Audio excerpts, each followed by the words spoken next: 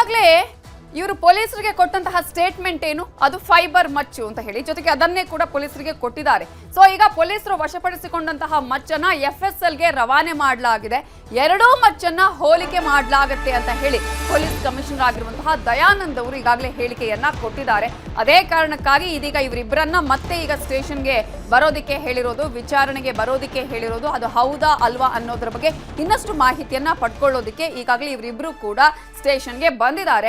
But ಎರಡನ್ನ ಕೂಡ ಈಗಾಗಲೇ ಹೋಲಿಕೆ ಮಾಡಲಾಗುತ್ತೆ. ಅವರು ವಶಪಡಿಸಿಕೊಂಡಂತಹ ಮಚ್ಚು ಹಾಗೆ ಈಗ ರೀಲ್ಸ್ ಅಲ್ಲಿ ಇತ್ತಲ್ಲ, ಅದಕ್ಕೂ ಕೂಡ ಬೇರೆ ಬೇರೆ ರೀತಿಯಾದಂತಹ ಒಂದು ವ್ಯತ್ಯಾಸ ಕಾಣಿಸ್ತಾ ಇದೆ. ಅದು ಹೋಲಿಕೆ ಆಗ್ತಾ ಇಲ್ಲ. ಫೈಬರ್ ಮಚ್ಚು ಕೊಟ್ಟಿದ್ದಾರೆ, ಆದ್ರೆ ರೀಲ್ಸ್ ಅಲ್ಲಿ ಇರೋದೇ ಬೇರೆ ಮಚ್ಚು. ಒಂದು ವೇಳೆ ಬೇರೆ ಮಚ್ಚನ್ನೇ ಅವರು ಉಪಯೋಗಿಸಿದ್ರೆ ರೀಲ್ಸ್ ಅಲ್ಲಿ, ಆಗ ಇವರಿಗೆ ಸಾಕ್ಷ್ಯನಾಶದ ಮೇಲೆ ಮತ್ತೆ ಇವರನ್ನ ಅರೆಸ್ಟ್ ಮಾಡುವಂತಹ ಸಾಧ್ಯತೆ ಇದೆ. ಮಚ್ಚು ಬದಲಿಸಿದ್ದು ಸಾಬೀತಾದ್ರೆ ಪ್ರಕರಣ ದಾಖಲಾಗುತ್ತೆ. ಸಾಕ್ಷ್ಯನಾಶ ಆರೋಪದ ಮೇಲೆ ಆಗ ಪ್ರಕರಣವನ್ನ ದಾಖಲಿಸಲಾಗುತ್ತೆ, ಮತ್ತೆ ಬಂಧನ ಮಾಡಲಾಗುತ್ತೆ ಅಂತ ಹೇಳಿದ್ದಾರೆ ಪೊಲೀಸ್ ಕಮಿಷನರ್ ಆಗಿರುವಂತಹ ದಯಾನಂದ್ ಅವರು. ಈಗಾಗಲೇ ಈ ಒಂದು ವಿಷಯದ ಬಗ್ಗೆ ಅಪರಾಧ ಪ್ರಕರಣ ದಾಖಲಾಗಿದೆ. ಪೊಲೀಸರು ತನಿಖೆಯನ್ನು ಮಾಡ್ತಾ ಇದ್ದಾರೆ. ಈ ಇಬ್ಬರು ವ್ಯಕ್ತಿಗಳನ್ನು ಪೊಲೀಸರು ಈಗಾಗಲೇ ಬಂಧಿಸಿದ್ದಾರೆ. ಜೊತೆಗೆ ಅವರೇನು ಆ ಮಾರಕಾಸ್ತ್ರಗಳನ್ನು ಏನು ಉಪಯೋಗ ಮಾಡಿದ್ರು ಅವುಗಳನ್ನು ಕೂಡ ಪೊಲೀಸರು ಈಗ ರಿಕವರಿ ಅಂದರೆ ವಶಪಡಿಸಿಕೊಂಡಿದ್ದಾರೆ. ಅದರ ಒಂದು ವಿಧಿವಿಧಾನದ ಒಂದು ಏನು ಪ್ರಕ್ರಿಯೆ ಇದೆ ಅದರಲ್ಲಿ ಗೊತ್ತಾಗ್ತದೆ ಯಾವ ಇದರಿಂದ ಅದು ತಯಾರಾಗಿತ್ತು ಮತ್ತು ಎಲ್ಲಿ ತಯಾರಾಗಿತ್ತು ಅನ್ನೋದ್ರ ಬಗ್ಗೆ ಕೂಲಂಕಷವಾಗಿ ನಾವು ಪರಿಶೀಲನೆಯನ್ನು ಮಾಡ್ತೇವೆ. ಆ ರೀಲ್ಸಲ್ಲಿ ಯಾವುದು ಉಪಯೋಗ ಆಗಿದೆ, ಇದು ಯಾವುದಿದೆ, ಅದು ಸೇಮಾ ಅಲ್ವಾ ಅನ್ನೋದ್ರ ಬಗ್ಗೆ ನಾವು ತಾಂತ್ರಿಕವಾಗಿ ನಾವು ಅದನ್ನು ರಿಪೋರ್ಟ್ಗಳನ್ನು ತೆಗೆದುಕೊಳ್ತೇವೆ. ಅದೇ ಹೌದಾ ಅಲ್ವಾ ಅನ್ನೋದ್ರ ಬಗ್ಗೆ ನಾವು ತಂತ್ರಜ್ಞರನ್ನು ಸಂಪರ್ಕಿಸಿ ಅವರುಗಳ ಒಂದು ವರದಿಯ ಆಧಾರದ ಮೇಲೆ ಮುಂದುವರಿದೆಯೇ ಹೊರತು ಊಹಾಪೋಹಗಳ ಮೇಲೆ ಮುಂದುವರಿಲಿಕ್ಕೆ ಆಗೋದಿಲ್ಲ. ಅದು ಡಿಸ್ಟ್ರಕ್ಷನ್. ಇದೇ ವಿಚಾರಕ್ಕೆ ಸಂಬಂಧಪಟ್ಟ ಹಾಗೆ ಇನ್ನಷ್ಟು ಡೀಟೇಲ್ಸ್ ಅನ್ನ ಕೊಡೋದಕ್ಕೆ ನಮ್ಮ ರಿಪೋರ್ಟರ್ ಗಂಗಾಧರ್ ವಾಗಟ ಈಗ ನೇರ ಸಂಪರ್ಕದಲ್ಲಿ ಜಾಯ್ನ್ ಆಗಿದ್ದಾರೆ. ಗಂಗಾಧರ್, ಇದೀಗ ಮತ್ತೆ ವಿಚಾರಣೆಗೆ ಕರೆದಿದ್ದಾರೆ. ಅವರು ಬರುವಂತಹ ಸಂದರ್ಭದಲ್ಲಿ ಯಾವ ರೀತಿಯಾಗಿ ಬಂದ್ರು ಅನ್ನೋದನ್ನ ಕೂಡ ನಾವು ತೋರಿಸಿದ್ವಿ. ಇದೀಗ ವಿಚಾರಣೆಗೆ ಹಾಜರಾದಂತಹ ಸಂದರ್ಭದಲ್ಲಿ ಮತ್ತೆ ಯಾವ ರೀತಿಯಾಗಿ ಎನ್ಕ್ವೈರಿ ನಡೆಯುತ್ತೆ, ಒಂದು ವೇಳೆ ಸಾಕ್ಷ್ಯನಾಶ ಮಾಡಿರುವಂತಹದ್ದು ಹೌದು ಅನ್ನೋದಾದ್ರೆ ಮತ್ತೆ ಬಂಧನಕ್ಕೆ ಒಳಪಡಿಸಲಾಗತ್ತಾ, ಹೇಗೆ? ಖಂಡಿತವಾಗಿಯೂ ನವಿತಾ ಜೈನ್, ಅಂದ್ರೆ ಪ್ರಮುಖವಾಗಿ ಏನಂದ್ರೆ ಈಗ ಮುಚ್ಚಿನ ಒಂದು ಸಮಸ್ಯೆ ಇರುವಂತದ್ದು. ಅಂದ್ರೆ ನಿನ್ನೆ ಕೊಟ್ಟಿರುವಂತಹ ರಜತ್ ಅವರ ಪತ್ನಿ ಏನೋ ಒಂದು ಮುಚ್ಚು ಕೊಟ್ಟಿದ್ರು, ಅದು ಫೈಬರ್ ಮುಚ್ಚು. ಈ ಮುಚ್ಚನ್ನ ರೀಲ್ಸ್ ಅಲ್ಲಿ ಬಳಕೆ ಮಾಡಲಾಗಿತ್ತು ಅನ್ನೋದ್ರ ಬಗ್ಗೆ ಆ ಪೊಲೀಸರ ಮುಂದೆ ಹೇಳಿಕೆಯನ್ನು ಕೊಟ್ಟು ನಂತರ ರಾತ್ರೋರಾತ್ರಿ ಅವರನ್ನ ಬಿಡುಗಡೆ ಮಾಡುವಂತ ಪ್ರಕ್ರಿಯೆ ನೀಡಿತ್ತು. ಆದ್ರೆ ಆ ಕೊಟ್ಟಿರುವಂತಹ ಮುಚ್ಚಿಗೂ ರೀಲ್ಸ್ ಅಲ್ಲಿ ಬಳಕೆ ಮಾಡುವಂತಹ ಮುಚ್ಚಿಗೂ ತುಂಬಾ ವ್ಯತ್ಯಾಸ ಇದೆ. ಒರಿಜಿನಲ್ ಮುಚ್ಚಿಲ್ಲ ಅನ್ನೋ ರೀತಿಯಲ್ಲಿ ಹೇಳಿರುವಂತದ್ದು. ಈಗಲೇ ಇವತ್ತು ಮಧ್ಯಾಹ್ನ ವಿಚಾರಣೆಗೆ ಹಾಜರಾಗಿರುವಂತದ್ದು. ಅಂದ್ರೆ ವಿಚಾರಣೆಗೆ ಅವರು ಸ್ವತಃ ಬಂದಿರುವಂತದ್ದಲ್ಲ, ಪೊಲೀಸರು ಅವರನ್ನು ವಶಕ್ಕೆ ಪಡ್ಕೊಂಡು ಕರ್ಕೊಂಡ್ ಬಂದಿರುವಂತದ್ದು. ಈಗ ಅವರನ್ನ ವಿಚಾರಣೆ ಕೂಡ ಮಾಡ್ತಾ ಇರುವಂತದ್ದು. ಬಹುತೇಕವಾಗಿ ಈಗ ಸಾಕ್ಷ್ಯನಾಶ ಮಾಡುವಂತಹ ಪ್ರಕ್ರಿಯೆಯಲ್ಲಿ ಅವರನ್ನ ಬಂಧನ ಮಾಡುವಂತಹ ಸಾಧ್ಯತೆಗಳು ಇದೆ ಅಂತ ಹೇಳಲಾಗ್ತಾ ಇರುವಂತದ್ದು. ಈಗ ಅದು ತನಿಖಾಧಿಕಾರಿಯ ವಿವೇಚನೆಗೆ ಬಿಟ್ಟಿರುವಂತದ್ದು. ಯಾಕಂದ್ರೆ ಈ ಒಂದು ವಿಚಾರಣೆಗೆ ಸಂಬಂಧಪಟ್ಟ ವಿಚಾರಣೆ ಹಂತದಲ್ಲಿ ಸರಿಯಾದ ರೀತಿಯಲ್ಲಿ ಸೂಕ್ತ ಒಂದು ಉತ್ತರಗಳನ್ನ ಆಗಿರ್ಬೋದು ಅಥವಾ ಸರಿಯಾದ ರೀತಿ ಮಾಹಿತಿಯನ್ನ ಕೊಟ್ಟು ಆ ಒಂದು ಒರಿಜಿನಲ್ ಮುಚ್ಚು ಯಾವುದು, ಆ ಒಂದು ಮುಚ್ಚನ್ನ ಕೊಟ್ಟಿದ್ದಾದಲ್ಲಿ ಆ ಬಗ್ಗೆ ತನಿಖಾಧಿಕಾರಿಗೆ ವಿವೇಚನೆಗೆ ಈಗ ಅವ್ರು ಬಂಧನ ಮಾಡುವಂತದ್ದು ಅಥವಾ ವಿಚಾರಣೆ ಮಾಡಿ ಕಳಿಸುವಂತಹ ಪ್ರಕ್ರಿಯೆಗಳು ಕೂಡ ನಡೆಯುತ್ತೆ. ಆದ್ರೆ ಈ ಒಂದು ಸಂಬಂಧಪಟ್ಟಂತೆ ಇಷ್ಟೆಲ್ಲ ಆದ್ರೂ ಸಹ ಒಂದು ನಾವು ದೃಶ್ಯದಲ್ಲಿ ಗಮನಿಸಬಹುದು. ಪೊಲೀಸ್ ಠಾಣೆಗೆ ಬರುವ ಸಂದರ್ಭದಲ್ಲಿ ಅಂದ್ರೆ ಪೊಲೀಸರು ಅವರನ್ನು ಒಳಗಡೆ ಕರ್ಕೊಂಡ್ ಬರುವಂತಹ ಸಂದರ್ಭದಲ್ಲಿ ಯಾವ ರೀತಿ ಅವರ ಬಿಹೇವಿಯರ್ ಇತ್ತು ಅನ್ನೋದು ಕೂಡ ಅಲ್ಲಿ ಗೊತ್ತಾಗುತ್ತೆ. ಅಂದ್ರೆ ಇಷ್ಟೆಲ್ಲ ಆದ್ರೂ ಕೂಡ ಅಂದ್ರೆ ಇವರು ಒಂದು ಬಿಗ್ ಬಾಸ್ ಹೋಗಿ ಬಂದಂತ ಸಂದರ್ಭದಲ್ಲಿ ಇವರು ದೊಡ್ಡ ಸೆಲೆಬ್ರಿಟಿ ಅನ್ನೋದು ಅವ್ರ ತಲೆಯಲ್ಲಿ ಇರ್ಬೋದೇನೋ. ಆದ್ರೆ ಒಂದು ಸಮಾಜಕ್ಕೆ ಮೆಸೇಜ್ ಕೊಡುವಂತಹ ಸಂದರ್ಭದಲ್ಲಿ ಸೋಷಿಯಲ್ ಮೀಡಿಯಾದಲ್ಲಿ ರೀಲ್ ಸ್ಟಾರ್ ಆಗೋಗಿ ಹೊರಟಂತವರು ಈ ರೀತಿ ಮುಚ್ಚನ್ನ ಇಟ್ಕೊಂಡು ಯಾವ ರೀತಿ ಸಂದೇಶವನ್ನ ಕೊಡ್ತಾರೆ ಅನ್ನೋದು ಕೂಡ ಅಲ್ಲಿ ನೋಡ್ಬೇಕಾಗುತ್ತೆ. ಇಷ್ಟೆಲ್ಲ ಆದ್ರೂ ಕೂಡ ಅವರು ಸ್ಟೇಷನ್ಗೆ ಬರುವಂತಹ ಸಂದರ್ಭದಲ್ಲಿ ಯಾವ ರೀತಿ ಬಿಹೇವ್ ಮಾಡ್ತಂದ್ರೆ ಪೂರ್ತಿ ಗುಂಡಿಗಳನ್ನ ಬಿಚ್ಕೊಂಡು ಕೈಯಲ್ಲಿ ಲೈಟರ್ ಅನ್ನ ಹಿಡ್ಕೊಂಡು ಒಳಗಡೆ ಹೋಗುವಂತ ಪ್ರಕ್ರಿಯೆ.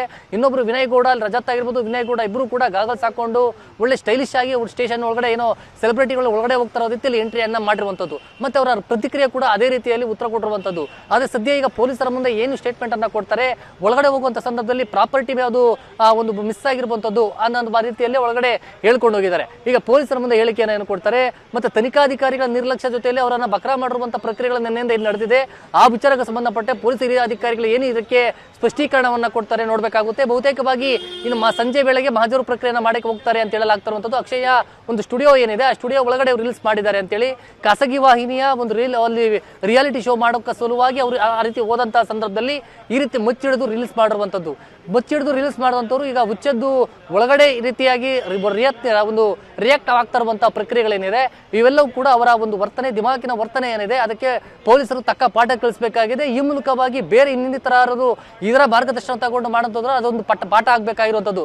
ಬೇರೆ ಯಾರು ಕೂಡ ಈ ರೀತಿ ಮಾಡಬಾರ್ದು ಅನ್ನೋದು ಒಂದು ಸಂದೇಶವನ್ನ ಪೊಲೀಸ್ ಇಲಾಖೆ ಕೊಡಬೇಕಾಗಿರುವಂಥದ್ದು. ಈಗ ಸದ್ಯ ಮುಚ್ಚೇನಿದೆ ಆ ಫೈಬರ್ ಮುಚ್ಚ ಆಗಿರ್ಬೋದು ಅದನ್ನ FSL ಗೆ ಕಳಿಸಲಾಗಿದೆ. ಈಗ ಆ ಮುಚ್ಚನ್ನ ಇವರು ಬಳಕೆ ಮಾಡಿರುವಂಥದ್ದು. ಮತ್ತೆ ಈ ರಿಯಲ್ ಅಂದ್ರೆ ಎರಡು ಸಾಮ್ಯತೆ ವಿಚಾರವಾಗಿ ರಿಯಲ್ ಆರ್ ಫೇಕ್ ಅನ್ನೋ ಅದು ರಿಪೋರ್ಟ್ ಕೂಡ ಬರಬೇಕಾಗಿದೆ. ಆ ರಿಪೋರ್ಟ್ ಆಧಾರಿತವಾಗಿ ತನಿಖೆ ಮಾಡಬೇಕಾಗಿರುವಂಥದ್ದು. ಅದಕ್ಕೂ ಮೊದಲು ಈಗ ಇವರು ಹೇಳ್ತಾ ಇರುವಂಥದ್ದು ಅದು ಪ್ರಾಪರ್ಟಿ ಸ್ಟುಡಿಯೋ ಪ್ರಾಪರ್ಟಿಯಲ್ಲಿ ಎಲ್ಲ ಮಿಸ್ ಆಗಿದೆ ಅಂತೇಳಿ ಅದರಲ್ಲಿ ಏನು ಉತ್ತರವಾದ ಸ್ಟೇಟ್ಮೆಂಟ್ ಅನ್ನ ಕೊಡ್ತಾರೆ ಅಂತ ಕೂಡ ನೋಡ್ಬೇಕಾಗುತ್ತೆ. ಒಟ್ಟಾರೆಯಾಗಿ ಈಗ ಬಸವೇಶ್ವರ ನಗರ ಪೊಲೀಸರು ಈಗ ಅವರನ್ನ ವಶಕ್ಕೆ ಪಡ್ಕೊಂಡು ಕರ್ಕೊಂಡ್ ಬಂದಿದ್ದಾರೆ. ಬಂಧನ ಮಾಡ್ತಾರ ಅಥವಾ ವಿಚಾರಣೆ ಮಾಡಿ ನೆನ್ನೆ ರೀತಿಯ ಬಿಟ್ಟು ಕಳಿಸ್ತಾರ, ಬಂಧನ ಮಾಡಿ ಬಿಟ್ಟು ಕಳಿಸ್ತಾರ. ಆ ಮುಚ್ಚು ರಿಯಲಿ ಒರಿಜಿನಲ್ ಮುಚ್ಚು ತಂದು ಕೊಡ್ತಾರ. ಒರಿಜಿನಲ್ ಮುಚ್ಚ ಆದ್ರೂ ಸಹ ಅದು ಫೈಬರ್ ಒರಿಜಿನಲ್ ಕಬ್ಬಿಣದ ಮುಚ್ಚ ಅನ್ನೋದು ಕೂಡ ಅದು ತನಿಖೆ ವೇಳೆ ಗೊತ್ತಾಗಬೇಕಾಗಿರುತ್ತೆ. ಹಿರಿಯ ಅಧಿಕಾರಿಗಳು ತನಿಖೆ ಬೆಳೆಗೆ ಸ್ಪಷ್ಟೀಕರಣವನ್ನ ಕೊಡಬೇಕಾಗುತ್ತೆ. ಸದ್ಯ ಇದು ತಿನ್ನಿಸೋ ಪ್ರಯತ್ನ ಇವರು ಮಾಡಿದ್ರ ಹೇಗೆ ಪೊಲೀಸರಿಗೆ ಅನ್ನೋದು ಒಂದ್ ಕಡೆ ಆದ್ರೆ, ಈಗ ನಾವು ಇದನ್ನೇ ಬಳಕೆ ಮಾಡಿದ್ದು ಸೆಟ್ ಪ್ರಾಪರ್ಟಿ ಅನ್ನುವಂತಹ ರೀತಿಯಲ್ಲಿ ಸ್ಟೇಟ್ಮೆಂಟ್ ಕೊಡ್ತಿದಾರಲ್ಲ ಅಂದ್ರೆ ಮಾಧ್ಯಮದ ಜೊತೆ ಮಾತನಾಡುವಂತಹ ಸಂದರ್ಭದಲ್ಲಿ, ಸೊ ಅಲ್ಲಿ ಅವರನ್ನ ವಿಚಾರಣೆ ಮಾಡ್ತಾರಾ, ಅಲ್ಲಿ ಎಲ್ಲಿತ್ತು, ಏನು ಎಷ್ಟು ಟೈಮ್ ಇಂದ ಇತ್ತು, ಈಗ ಇವರು ಕೊಟ್ಟಿದ್ದಾರೆ ಬಟ್ ಅಲ್ಲಿ ಬೇರೆ ಏನಾದ್ರು ಇತ್ತ ಅನ್ನೋದ್ರ ಬಗ್ಗೆ ಕೂಡ ಈಗ ಪರಿಶೀಲನೆ ಮಾಡ್ತಾರಾ ಮಹಜರ್ನ ಸಂದರ್ಭದಲ್ಲಿ ಹೇಗೆ?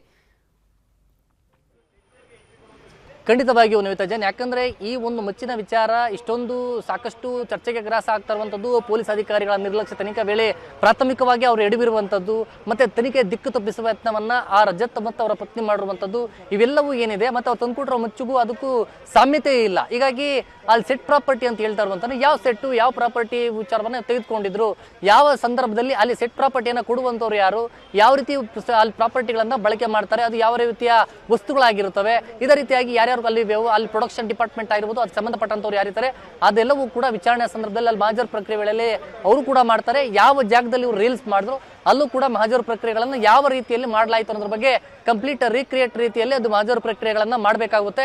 ಈಗ ತನಿಖಾಧಿಕಾರಿಗಳು ಸಂಜೆ ವೇಳೆಗೆ ಅಲ್ಲಿ ಕರ್ಕೊಂಡು ಹೋಗ್ತಾರೆ ಅನ್ನೋದ್ರ ಬಗ್ಗೆ ಮಾಹಿತಿ ಸಿಕ್ಕಿರುವಂತದ್ದು. ಈಗ ಬಹುತೇಕವಾಗಿ ಈ ಒಂದು ಬಂಧನ ಪ್ರಕ್ರಿಯೆ ವಿಚಾರ ಏನಿದೆ ಸದ್ಯ ಅವರು ವಶದಲ್ಲಿದ್ದಾರೆ. ಬಂಧನ ಪ್ರಕ್ರಿಯೆ ವಿಚಾರಕ್ಕೆ ಸಂಬಂಧಪಟ್ಟಂತೆ ಅಥವಾ ತನಿಖಾಧಿಕಾರಿ ವಿವೇಚನೆ ಬಿಟ್ಟಿರುವಂತದ್ದು ಅದು ಏನ್ ಮಾಡ್ತಾರೆ ಅಂತ ಕೂಡ ನೋಡ್ಬೇಕಾಗುತ್ತೆ Navita Jain. Okay, thank you Gangadhar ಡೀಟೇಲ್ಸ್ಗೆ.